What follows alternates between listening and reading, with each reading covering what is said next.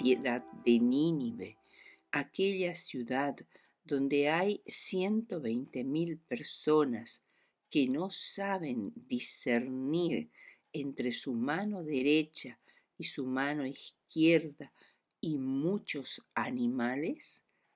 Jonás 4:11. Hoy vamos a hablar de Jonás, el profeta sin descanso. ¿Qué nos puede enseñar el profeta Jonás con respecto a perder la paz y el descanso que Dios nos da, tan importantes para la vida y la salud? Nos puede enseñar mucho, porque aunque era profeta, era también un ser humano, como cada uno de nosotros, con muchas fallas y defectos, que a pesar de haber tenido un acercamiento mucho mayor a Dios, en realidad lo conocía muy poco. En primer lugar, ¿quién era Jonás?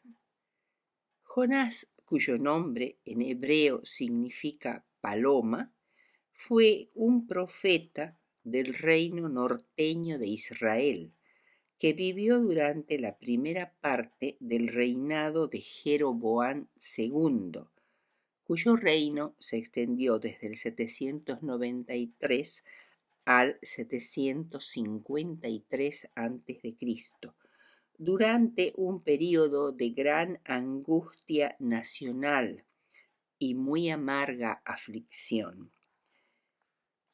Por su continua rebeldía, la nación de Israel estaba acercándose rápidamente al castigo final de su destrucción completa. Durante ese tiempo hubo una intensa actividad profética.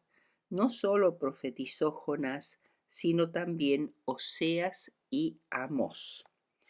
Jonás, quien vivía en Gat-Efer, un lugar ubicado en la frontera de Zabulón, en la zona de Galilea, a 4 kilómetros al noreste de Nazaret, profetizó que el rey de Israel, es decir, Jeroboam II, restauraría el límite norte del reino hasta llegar a la ciudad de Hamat. La restauración de las fronteras debían ser una anticipación de las bendiciones futuras que gozaría Israel si obedecía a Dios. Bien, veamos ahora el primer punto. El profeta abrumado por la ansiedad y el temor. El mandato divino a Jonás fue: levántate y ve a Nínive, aquella gran ciudad, y pregona contra ella, porque ha subido su maldad delante de mí. Jonás 1:1. Jonás de pronto se sintió abrumado por la ansiedad y el temor ante la misión que Dios había puesto sobre sus hombros. Halló que la orden de Dios era demasiado dura para ser cumplida. Jonás era profundamente nacionalista. Además, conocía de cerca la terrible crueldad de los asirios para con sus enemigos, entre ellos Israel. Nahum, un profeta posterior, llamó a Nínive ciudad sanguinaria, toda llena de mentira y de rapiña. Nahum 3:1. No solo atacaban las fortalezas enemigas, sino que las destruían, asesinaban brutalmente a sus adversarios y se llevaban a miles de jóvenes como esclavos. ¿Cómo podía ir a predicarles perdón y arrepentimiento a los enemigos de su pueblo? ¿Y si no lo escuchaban? ¿Y si lo perseguían y lo mataban despiadadamente? Además, la ciudad de Nínive era descrita como muy grande para los cánones de su época y las excavaciones de la antigua Nínive muestran muros que tenían una longitud total de unos 12 kilómetros y la superficie encerrada por ellos era de unas 664 hectáreas. Se ha estimado la población de Nínive en unos 160.000 habitantes dentro de la ciudad y muchos más que vivían fuera de ella. La cuestión es que Jonás se levantó, como decía la orden divina, levántate, pero no para cumplir la misión dada por Dios, sino para huir de ella. No comprendió que cuando Dios da una orden, con ella viene el poder y la capacitación para cumplirla.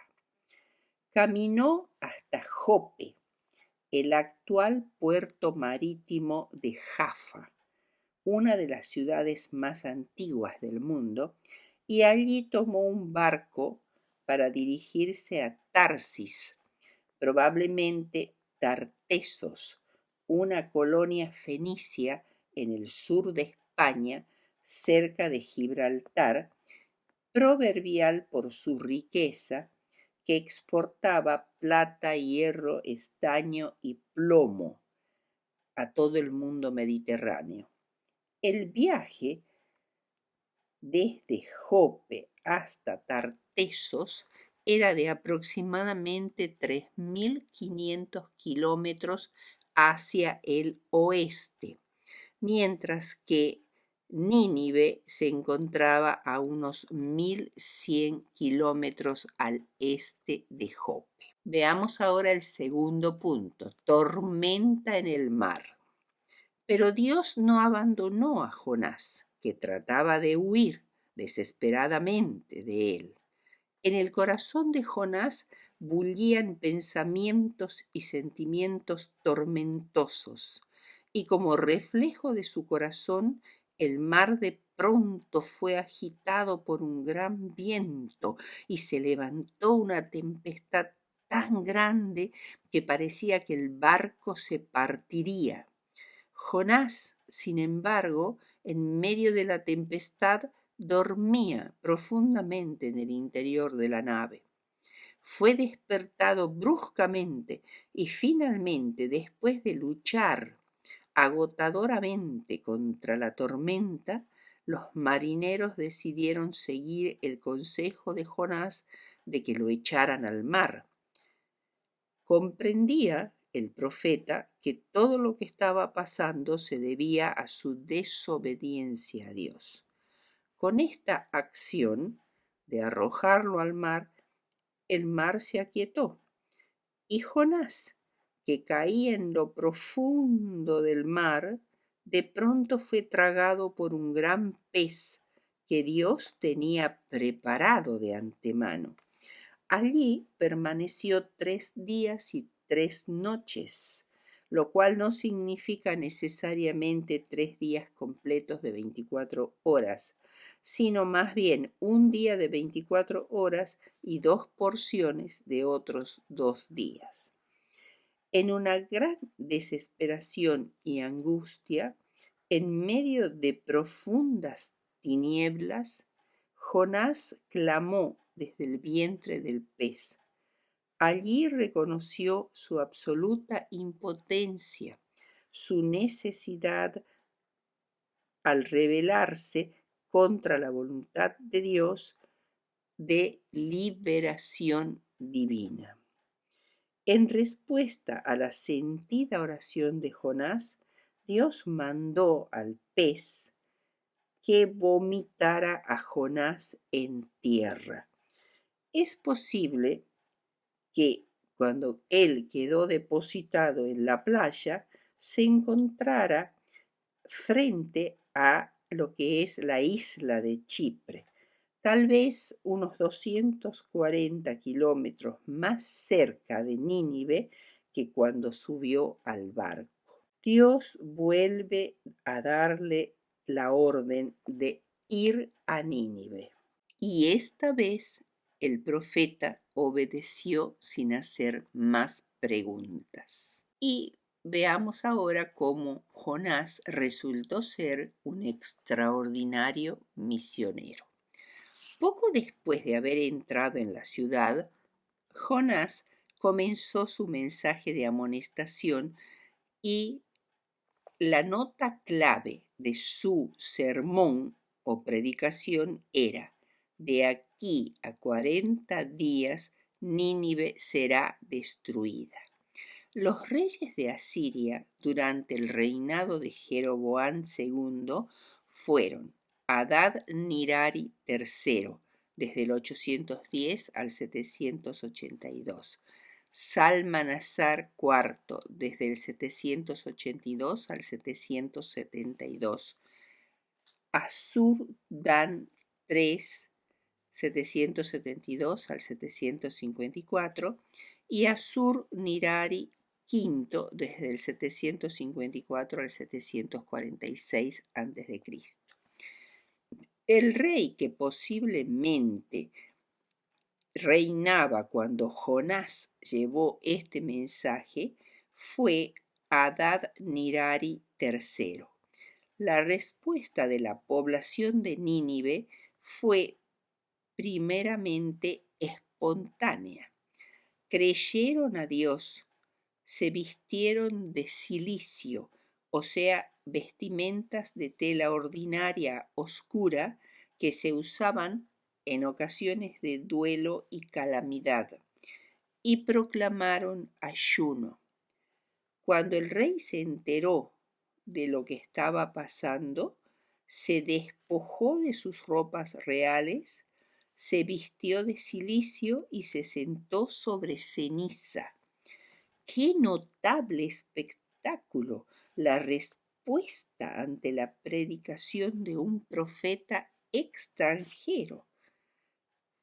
El rey emitió un decreto oficial confirmando el ayuno y el luto, con la exhortación de convertirse de sus malos caminos a todo el pueblo. Y Dios vio lo que habían hecho y se arrepintió.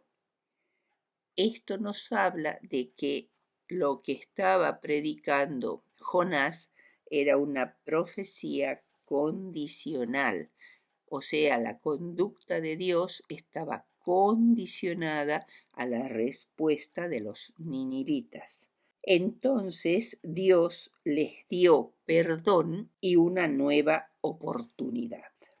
La historia registra que en tiempos de Adad-Nirari III se efectuó una extraña revolución religiosa que puede compararse a la del faraón egipcio Ignatón o Akenatón.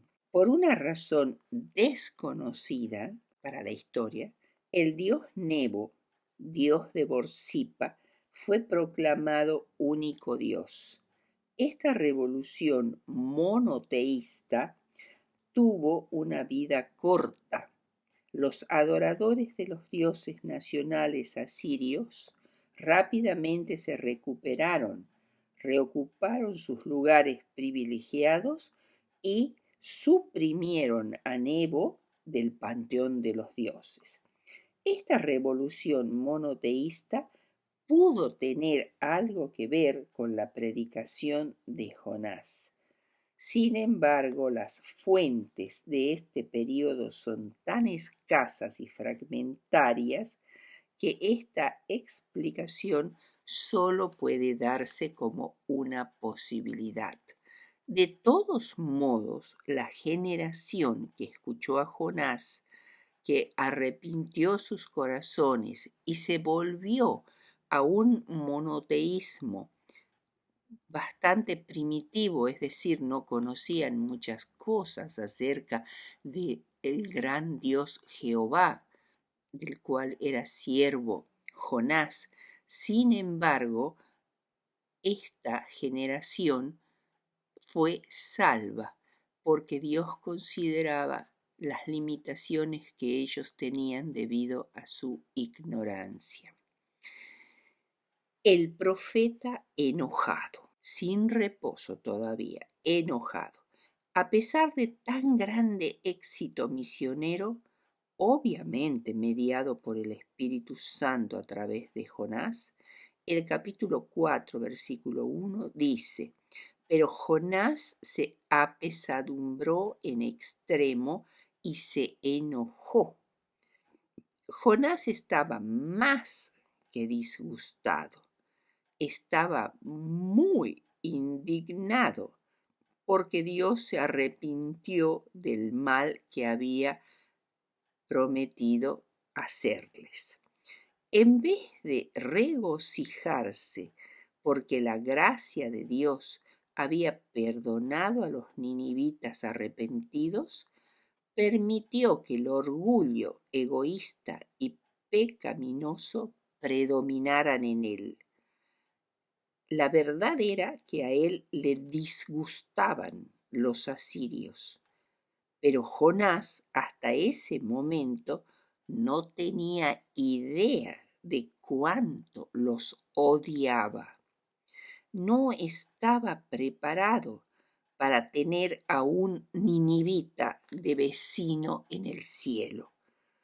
Además estaba la cuestión de su reputación como profeta. Como no se había cumplido lo predicho por él, pensaba que lo considerarían como un falso profeta. La misericordia de Dios con los ninivitas enfureció a Jonás, sin comprender que la misericordia de Dios le había preservado la vida a él mismo cuando fue desobediente a la orden de Dios. Llegó a pedir a Dios en oración que le quite la vida. Entonces Dios le dijo: ¿haces tú bien en enojarte tanto? Para hacerle comprender cuán equivocado estaba en su apreciación del valor de una persona, de cualquier nacionalidad que fuera, Dios hizo crecer una calabacera, una planta de tipo enredadera, que le dio sombra al profeta caprichoso que esperaba aún ver caer fuego del cielo sobre Nínive. Cuando la planta creció rápidamente y le dio su agradable sombra, el inquieto y desapacible Jonás se alegró mucho, pero al día siguiente la calabacera se secó y el viento solano azotaba a Jonás, abrasador y sofocante, y le hacía desmayar. Obviamente Jonás se enojó mucho con esta situación y Dios le dirigió entonces la misma pregunta: ¿tanto te enojas por la calabacera? La paciencia de Dios con Jonás era infinita. Y él respondió como un niño caprichoso: mucho me enojo, hasta la muerte. Jonás, el airado y despiadado profeta, estaba dispuesto a compadecerse de una calabacera de poco valor y a preservarle la vida, pero no estaba dispuesto a compadecerse de los habitantes de la gran ciudad de Nínive. Qué distorsionado sistema de valores tenía Jonás. Le importaba más la calabacera que los ninivitas, que tenían un conocimiento imperfecto del bien y del mal. En conclusión, diremos: Dios anhela que comprendamos que su gracia alcanza a todos los seres humanos, por más malvados crueles o pecaminosos sean, que no nos corresponde a nosotros seleccionar a quienes escucharán el mensaje de salvación y quienes no.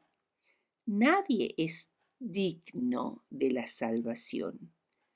Todos somos pecadores indignos. Por tanto, no olvidemos la seria reprensión de Jesús a los orgullosos y prejuiciosos fariseos de su tiempo. Los hombres de Nínive se levantarán en el juicio con esta generación y la condenarán, porque ellos se arrepintieron a la predicación de Jonás, y he aquí más que Jonás en este lugar.